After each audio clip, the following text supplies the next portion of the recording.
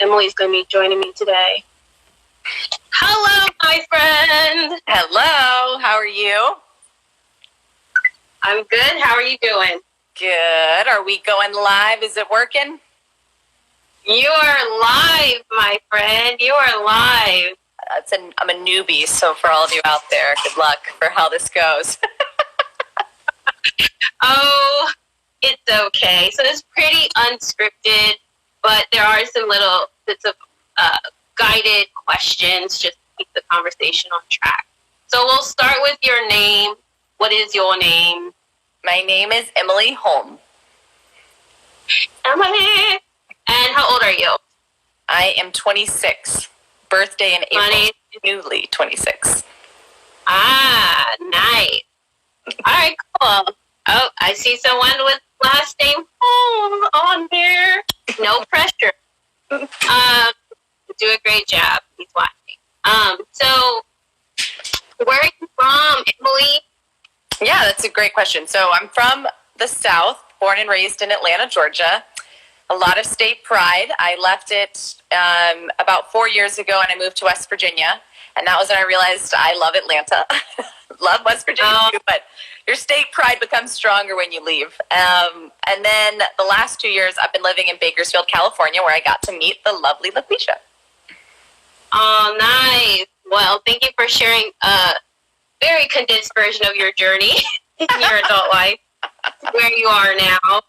And thank you for joining me. So just a little opening to this chat, just in case anybody is wondering what it's about. Basically, we just want to bridge the gap of diversity and destroy any ignorance that people may have because of differences. Instead, celebrate differences and also celebrate the similarities you have with people that may look different from you. So let's start with a fun question. Let's see. What part of your life story are you most proud of? That's a great one. I think, so there's a two-part question or answer to it. I think that the first portion is really committing my life to God. That one is what centrally changed the rest of my trajectory of living for Him, and then what He's calling me to do. So I think that was a really big step when I was 17 or 18, and then understanding more about my faith through college in the last couple of years outside of college too, within it. So that really is the central point. But then another kind of crucial point was the decision to move to West Virginia. So leaving the state that I knew, leaving family, leaving friends, and moving to a state that didn't know anyone. So really stretching and following that to then understand and meet more people, get to know what was considered my normal isn't normal everywhere else, and that's okay. And that was, I think, the biggest step of faith, moving outside of my comfort zone. Sure, that's huge. I love that. I love stories of faith. So, like, what did you notice that was different? Like, what's one thing? Like, you went from the South to the what is West Virginia considered, like, Midwest?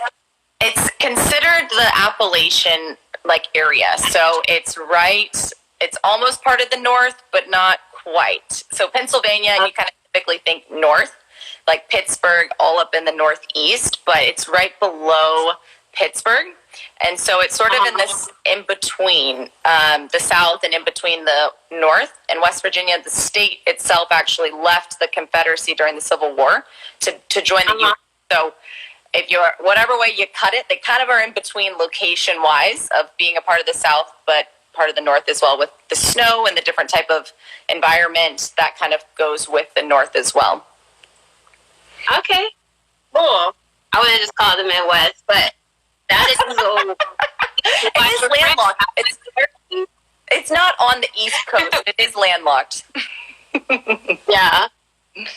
Yeah, well, that's pretty cool. So so moving from the South to the Appalachian area, like, what was one of the differences you noticed? You're like, okay, this, like, is it, like, cultural differences or what?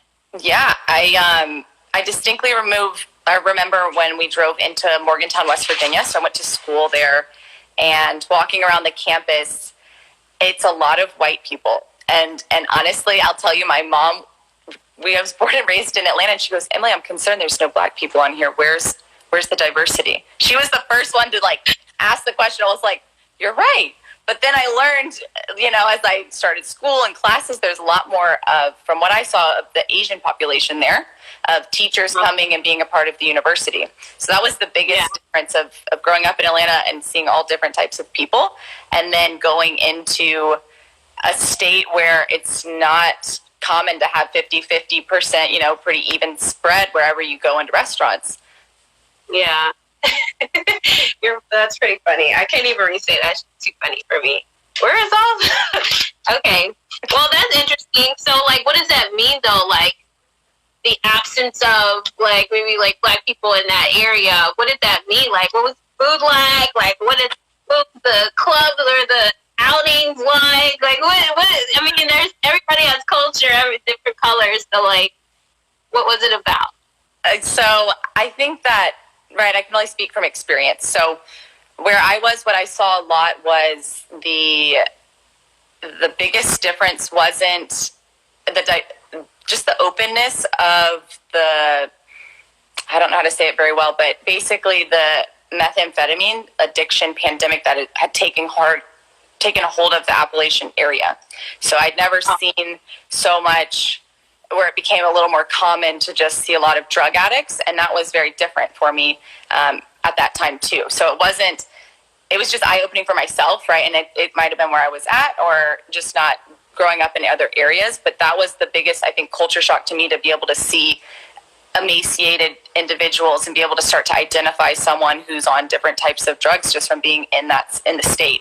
And then learning and kind of documentaries of understanding what occurred of leading up to where they were at. And so that was the biggest culture shock as well. And it had nothing to do with race within that. But like for me, what my fiance at the time, we got really involved in, they have this really awesome trail. So we started biking a lot, and then getting to check out like their breweries and things all along the area. And then we found this really awesome Muay Thai gym. So we got to learn a little bit about Muay Thai. It was very new to the town. That was the first Muay Thai gym there. So shout out to Jenny and Edson. But it was really cool, just learning a lot of different experiences that I never thought I would like and enjoy. Mm-hmm. That's really cool. Well, I'm glad you guys found something there that maybe was new, and then maybe you adopted into your lifestyle, and then not the drugs, thankfully, but like the scenery and sure it's a little bit different up there. So let's see. What about your life are you looking forward to? Oh my gosh. I think I'm just really looking forward to see like the unfolding of what's to come. I don't think I could answer one thing. I am married. Been married 2 years, and so I'm excited to have a family, but I'm also really excited to see where work will take me. I work in the HR field, so that's really exciting for me. Just the career opportunities of leadership. I really like those portions. So, on the family side, and then also getting to raise kids in faith, and then also getting to really teach them of, it's such a responsibility, and showing them the world through different types of lenses and things like that. So kind of just where it takes me, nothing like one specific goal of this is when I reach the top. Because in my mind, hey, what I could plan and where I think it's going to land is God's going to blow it out of the water. So I might as well just be excited to see in different areas where he's going to stretch me and say yes to the stretch to it. What's like one thing that you would teach your kids that you feel like is very core and needed to know, like, in life? That's an easy question. I mean, well, the easy answer is to say to know and love Jesus and be open and accepting and loving, and love first. I think that those would be the main areas, and respect and understanding. Respecting people doesn't always mean agreeing either. But you get the love at the end of different conversations from it. And I still mess up all the time within that, but it's essential, I think, to raising a kid. I don't know how to have kids. We'll see. Yeah, no, I heard it all goes out the window once you actually have one. But I think that that's a solid thing to teach people even now, is that love loves first. I mean, that's definitely something to live by. With the state of the world now, the whole world kind of being in a state of unrest, knowing that a lot of people are angry, tired, confused, for various reasons. It's good to remember to yield to love and see how we can be a blessing and a benefit to one another, and build each other up instead of, being the reason that someone has a bad day, be the reason someone has a day. Absolutely. So I've definitely had good days with you and your husband, Thomas, as he nearly killed us in the workouts that we used to do. And so I know we between us enjoy gardening. So what are you growing right now? Ooh, so moving to California, I'll tell you, is a secret to gardening and feeling like you're great at it, because the agriculture center of the nation. So yeah. I have grown, this is my second season, so a little more under my belt, if you say, but not a whole lot. I'm growing carrots, which is my first time successfully growing them, which I'm really proud of. I'm also grown snow peas, spinach, squash, cucumbers, and tomatoes, broccoli, and green onions are on their way. So I haven't successfully harvested those ones yet, but if no bugs get them, they're growing pretty strong right now in the backyard. So gardening has become a really exciting thing that Lucretia and both of, I show her all the time. I'm sure she's annoyed by the time I go into detail. I even got to pollinate, I think it was your cucumber. So that was exciting for me because my squash didn't make it, so I never got to do that. So I love it. Well, if you have enough flowers near your garden, the goal is you don't have to physically do it. The pollinators come and do it, but that's not the case at the moment. That's true. That is how nature works. I think it's called the birds and the bees or something like that. But so let me see here. Let's ask another question. So what's one negative comment that you've heard or read about that your subconscious won't shake, and why does it get to affect you?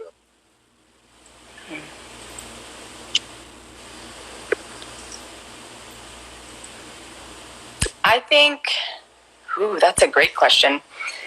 I think that the fear of failure, that, I think it came from, I was in school for 4 years in college and 2 in my master's. And so I think it wasn't told by me by society, but I probably put it more on myself I was in school for so long that by the time I started working, I think the failure of, hey, I got into this role, or now I can do this job, but I actually only have the knowledge and I can't physically or do the role, make the decisions, be able to go and do it. And so it is very hard to shake that self-doubt that I've put on myself of saying, hey, this is too big, or that's not going to work, right? All those types of ideas that have been told, I don't think by necessarily other people that I can think of, but myself, because I was in school and not in the real world trying all these different areas and failing on my own to build confidence that failing's okay. So I know it is, but I think that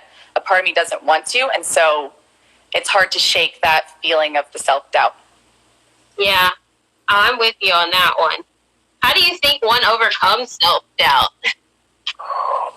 I think it's a lot about, being vulnerable, because sometimes it's louder in your head than what is when it's actually spoken. So as you let it rattle around and build and grow into what, consuming your thoughts or affecting your mood, you need to be vulnerable to share it, and then have the right people in the right spots, right? That community, those relationships, and being able to talk about it. And in those spots, someone can speak life into it and call out what could be a hard truth to realize, or it could be, dispelling something that's not true and building you up. And so it's, I think, the vulnerability coupled with the relationship. And then the last part is the action. So, right, you could tell me all the great advice, but if I'm going to go back to wallowing in my own mind, it didn't matter. So it's taking that first step into action of dispelling it and saying no, and maybe it's writing it down. Maybe it's a mantra in the morning, or it's saying, okay, that was a hard truth to learn. I'm going to unlearn something, or I'm going to learn something new and take a step towards learning it.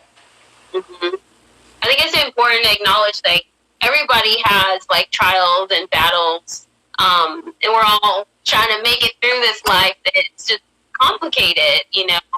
I appreciate that, you know, a few weeks back when things were kind of heavy, or the beginning of getting heavy, like with the Black Lives Matter movement, you reached out to me and just checked in, made sure I'm okay, and we're able to have like a chat and a walk, just to like, you just being open, and I really appreciate that. I definitely want to thank you publicly for that, even though I know you don't require it, because I think that shows your heart, and I feel like that's what God looks at more than skin tone or anything else, is someone's heart.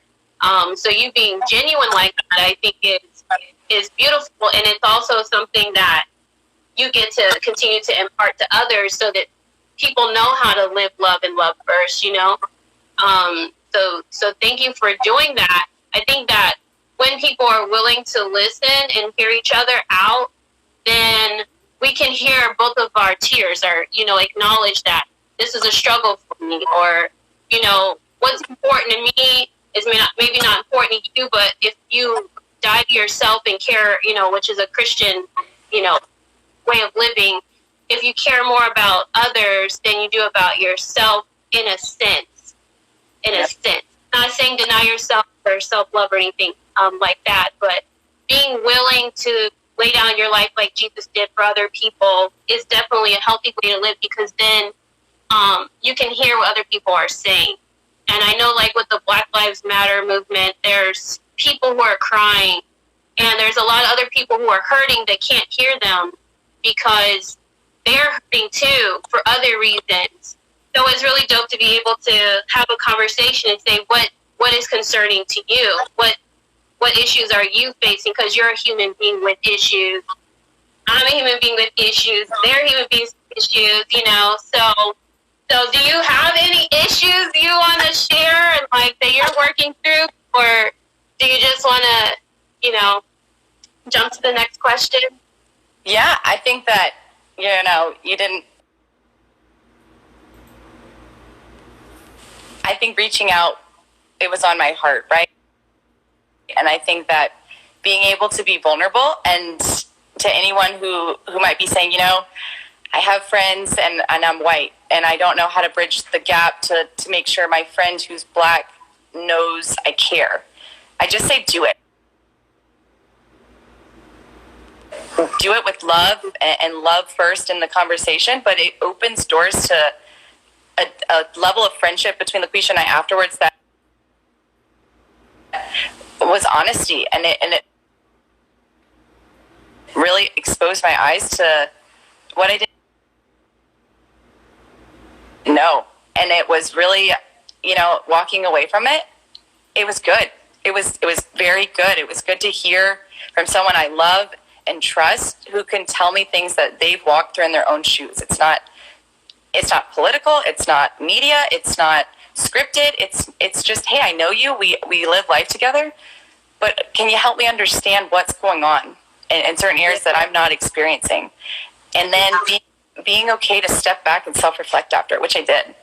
And the self-reflection portion, I think, is just the beginning for myself, and being able to say, you know, there has been times that maybe my white privilege I didn't know about, right? That as we talked about certain examples that you sometimes think about in certain situations that had never crossed my mind. And that really resonated with me, to go, you know, there's truth in every story of what LaQuisha shared with me, that it's all truth. I trust her. So let me go internalize what have I experienced, and what's truth in my life, and what might not be truth. So with that, I think it has been just, as you say, like since it started, I think everyone's going through different emotions. And it's been, for me, I think, unveiling, right? Like kind of like the scales coming off my eyes. I think I was very ignorant to what Black Americans in our country deal with. And it's not just one or two examples. As I've started to have these dialogues with, you know, some coworkers or other friends besides LaQuisha, I've been shocked, just personally shocked within my own network within it. So I'm thankful that you were able to open your heart and let me in and understand what's going on. Yeah, cool. Thank you for, sharing about that. Let's see, I have another question for you. What's your outlook on life? That's easy questions, and just. I think it is probably positive. I am very outgoing and thinking more so in the things are going to be okay. I want to understand. I want to help people get through it. And an outlook is, hey, God has us in his hands, and God is going to be the one who's lighting each of our steps if we're just leaning into him and finding our spirit and listening to the spirit that's walking within us. That's attuned to what God's calling us to do.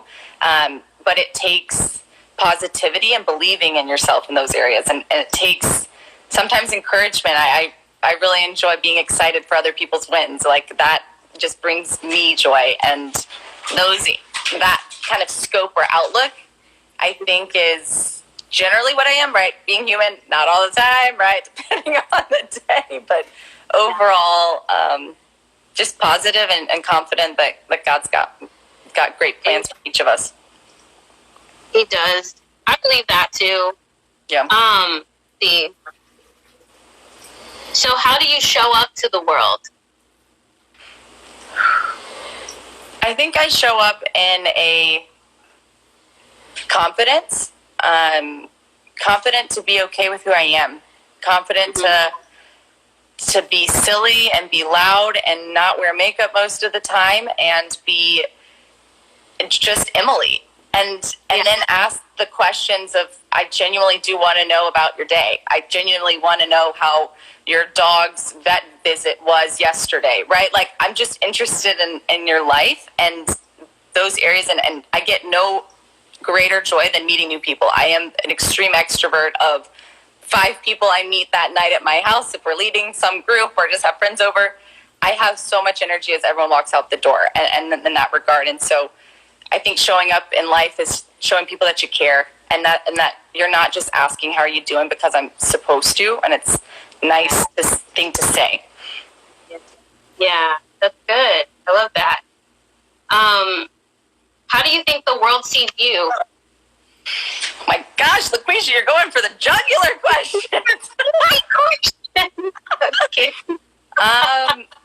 I think that sometimes depending on what lens, right? So if I'm at work, I think sometimes the world sees me as young for the workforce or the job that I do. And so it's making sure I am a little acting, not as silly or in those areas to gain someone's trust of, I am in this role. I do take it seriously of what you're talking about. But then if it's from outside of work, I think that sometimes I would hope it would be perceived as a friendly, Christ-loving young woman that wants to get to know you and walk through life with you. That's my hope. But I think also people do see me as a white female as well, right? I think people do see my color of skin before they're walking up. I think that's another factor as well sometimes. What do you think that means? Like, if people are walking up to you and they just see, like, skin first, do you think, like, it goes through their heart or their mind, do you think? I think that it depends on the person who's walking up to you, right? And what their past experience has been with a white young female. So it's going to vary of what's come before, and then being attuned to someone, how they come off, right? If they are a little more reserved, or if they're all bubbly and can't wait to be your friend, or they look like they've had a bad day. I think it's your first initial reaction, or you're smiling or engaging and not brushing the person off. That's going to make the difference of after that first connection. After typically people make an assessment or a judgment on someone in the first 30 to 50 seconds of meeting someone. And so I think it's really important of assessing as someone's walking up that kind of initial reaction as well, and then playing off it to say, hey, no, like, let's let our guard down. Let's tear those walls down. Let's stay in areas that you feel comfortable with, and I'm going to make eye contact and treat you as a human being wants to be treated. Mm-hmm. That's so cool. Yeah, I agree. I think it does depend on what people have been through, how they see people in general. Like someone might be triggered if they see someone, you know, in a police outfit because of their experience. It's funny, when we were at we went to a nursery to look at plants and stuff the other day, and we sat down, and I was like kind of concerned, and like in my head, it's funny, like this is one of those things probably you're like, I wouldn't even think that, or maybe you would, I'd love to know. But I'm like, they might kick us out, or like they might tell us, you know, to buy something or leave or whatever. And then I literally thought to myself, I was like, I feel like they probably will leave me alone because I'm with my white friends. Wow. And yeah, it's weird because I thought if I was with one of my brown or black friends, they might have like said something to us. But I'm not judging those people that work at that facility, but it's just the experiences I've had before where, you know, it's almost like secure. It's like, oh, okay, I'm one of my white friends, like they won't bug me. It's so annoying to have to like think of that, not be able to just enjoy that space in that moment, because I was just like, you know, I hope they don't us to leave or whatever. So I'm glad they didn't say anything. But do you ever think, like, what did you think when you were sitting there? Did you think atmosphere? No, I didn't. I didn't think anything of it. Right, a small bench that's in the middle of a nursery that people are walking around looking at plants that's there to sit, not to be sold. Right, it wasn't for sale. So in my mind, you can sit. Right, it's funny of the differences of thinking. And it's also, I think, us bringing to light and talking and being okay with talking about differences and different experiences to then what you could do in your head and kind of autocorrect it. Like, no, I don't need to think that way. But accept the thought. It's not our first thought that we have to be sorry for. It's our second and third and afterwards, right? You can't control what comes in your mind, but you do get to make the decision of what you're going to do with the thought. That's right. And when it came to me, I love that wisdom you gave. When it came to me, I just kept trying to shut it down so I could hear you, you know, and be present. But it was just like, hey, anything might happen. I don't know. You might be okay. That's really annoying for me, but it does happen. My brain does go in that direction. Let me see what time it is. All right, so we're about to end. I just want to thank you for joining me, and I thank everybody for tuning in, and those who will watch it later. I'm going to do my closing here. Did you have any closing thoughts, Emily, before we conclude? No, I don't think so. I just wanted to say thank you for creating the diversity chats. I know that you've done a few before, and I think that they're a really great way to just show relationships and love are the greatest tool that God gave us, and I'm really just honored to be a part of them and can't wait to see where they go. Thank you. I'm sending hearts to people, sending hearts and thumbs up to us. Yes. Okay, let me find my page here because I promise I wrote something. All right. So thanks for sharing, Emily, and who you are as a human being and that you're a part of the human race. I appreciate your life very much.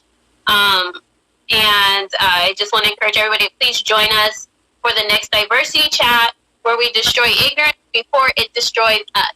Everybody have a blessed evening or morning. I don't know when you'll see this. All right. Bye, Emily. Bye.